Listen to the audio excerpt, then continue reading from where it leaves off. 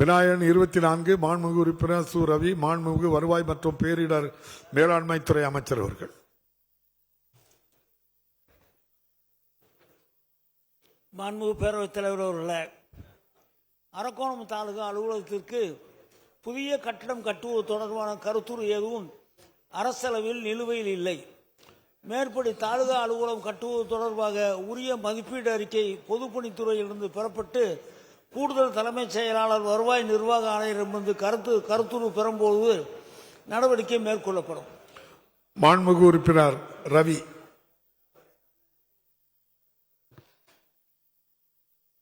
மாண்புமிகு பேரவைத் தலைவர் அவர்களே,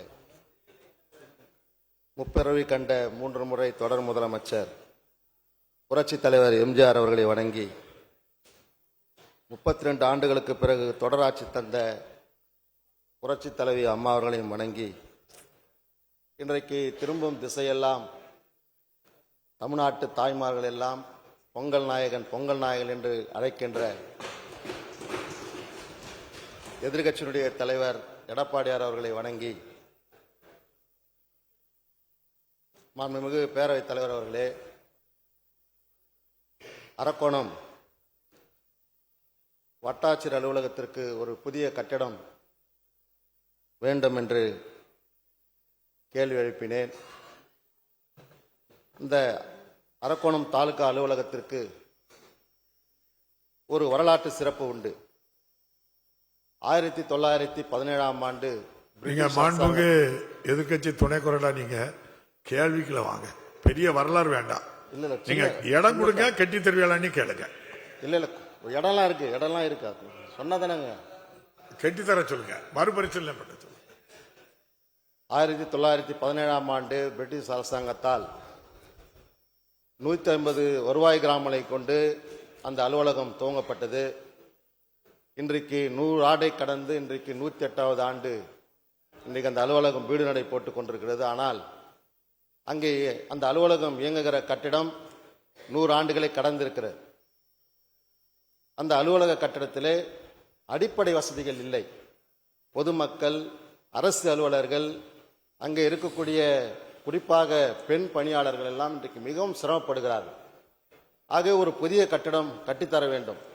இதில் ஒரு ஆச்சரியம் என்னவென்று சொன்னால், இந்த தாலுகாவிலிருந்து 8 வருடங்களுக்கு முன்பு அம்மா அவர்கள் நெமிலி தாலுகா ஒன்று உருவாக்கி அதற்கு கட்டிடம் கட்டி கொடுத்தாச்சு.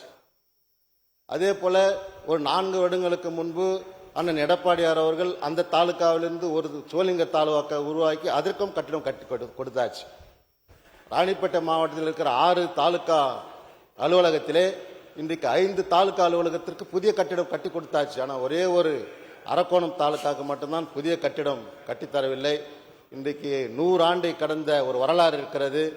ஆகவே மாண்புமிகு நம்முடைய அமைச்சர் அவர்கள் ஒரு சிறப்பு நிதியை ஒதுக்கி அதுக்கு கட்டிடத்தை கட்டித்தந்து அதுக்கு 100ஆண்டு விழா எடுக்க வேண்டும்.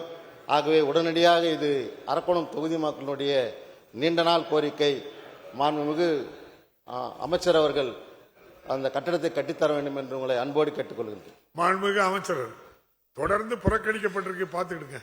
மாண்புமிகு பேரவைத் தலைவர்களே, இது சம்பந்தமாக மாவட்ட ஆட்சித்தலைவருடன் நானும் தொலைபேசியில் பேசி 100 ஆண்டுகளுக்கு மேலாக இந்த கட்டடம் இருக்கிற காரணத்தால் எப்படி இருக்கு என்று கேட்டு விசாரித்திருக்கிறேன்.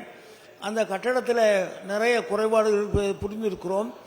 அதற்காக அரக்கோணம் கிராம காவல் நிலையத்திற்கு எதிரில் காலியாக உள்ள இடத்தில் புதிய வட்டாட்சியர் அலுவலகம் கட்டலாம் என்பதையும் அதற்கு வேண்டிய மேல் நடவடிக்கை எடுப்பதற்கு வேண்டிய அந்த காரியங்கள்,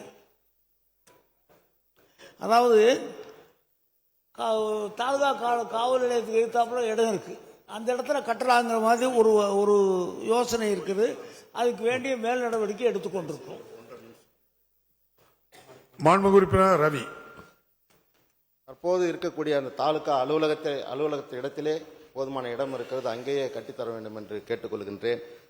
அதே போல இன்றைக்கு இந்த தோராயப்பட்டா இருக்க அனைவர்களுக்கும் இன்றைக்கு வழங்கி இருக்கிற அனைவர்களுக்கும் பட்டா வழங்க வேண்டும்.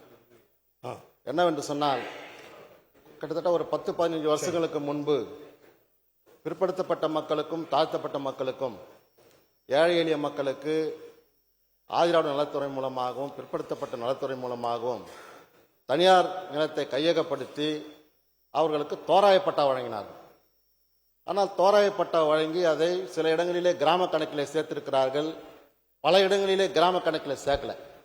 கிராம கணக்கிலே சேர்த்தால்தான் அவர்கள் வீடு கட்ட முடியும், எதுவுமே செய்ய முடியும். ஆகவே இது போன்ற எங்களுடைய ராணிப்பேட்டை மாவட்டத்தில் கூட இன்றைக்கு கிட்டத்தட்ட தோராய பட்டா கொடுக்கப்பட்டு ஒரு 15,000 பேருக்கு தோராய பட்டா கையில் வைத்துக் கொண்டிருக்கிறார்கள். ஆகவே அந்த தோராய பட்டா வழங்கின அனைவருக்குமே அந்த இ பட்டா வழங்க வேண்டும். இன்றைக்கு 2021 இ பட்டா வழங்குவதற்காக நீங்கள் உத்தரவு பிறப்பித்திருக்கிறீர்கள். 3 வருஷமாகுது. ஆனால் 40% பேர் கூட இ பட்டா இன்னும் கொடுக்கவில்லை.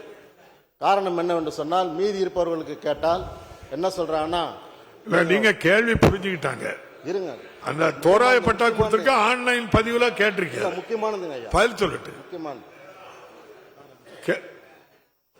மீதி இருப்பவர்களுக்கு இ பட்டா கேட்டால், நீங்க வசதியா இருக்கிறீங்க, இப்போ வசதி ஆயிட்டு உங்க பையன் வேலை கட்டிடுச்சு, அதுக்கப்புறம் நீ வெளியூர் போயிட்ட, நீ இறந்துட்ட என்று இன்றைக்கு எல்லோரும் இன்றைக்கு தாலுகா அலுவலகத்தில் அந்த தோராய பட்டா வைத்துக் கொண்டு இந்த அலைந்து கொண்டிருக்கிறார்கள்.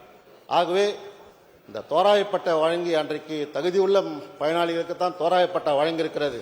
அந்த தோராயப்பட்டா வழங்கிய அனைவருக்குமே நீங்கள் இ பட்டா வழங்குவதற்கு ஒரு கால நிர்ணயம் வைங்க. ஒரு கால அமைச்சர் நடவடிக்கை எடுப்பாங்க. கேள்வி எவ்வளவு நேரம் கேட்டிருக்கீங்க?